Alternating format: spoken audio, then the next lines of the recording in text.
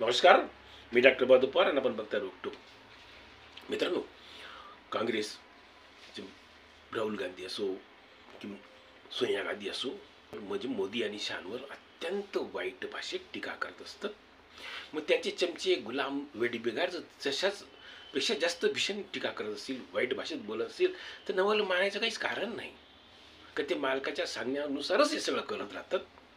आता बिहारमध्ये नरेंद्र मोदींना आईवरून शिव्या देण्यात आल्या, अत्यंत खालच्या पातळीच्या होत्या त्या. मग काँग्रेसवाल्यांनी पळ काय काढला, तेव्हा तिथं राहुल गांधी उपस्थित नव्हते. ओके, ठीक आहे, पण मग तुम्ही त्याच्यावर कारवाई केली का?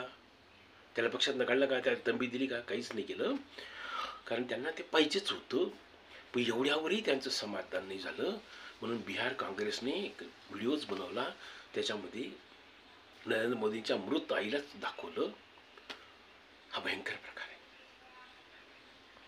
म्हणजे तुम्ही त्यांनी परत ती जी शिवीदेने चूक केली त्याची आणखी मोठी चूक केली, आणि नरेंद्र मोदींना त्या व्हिडिओमध्ये वोट चोर आहे असं त्यांची आई म्हणते. ह्याच्यामुळे त्यांच्यावर आता केस दाखल झालेली आहे.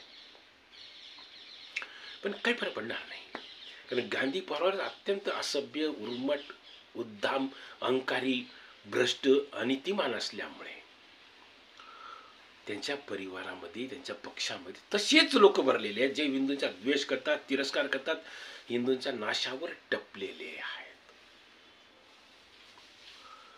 म्हणून त्यांच्यावर केस दाखल केली तर गांधी परिवाराला काही फरक पडणार नाही.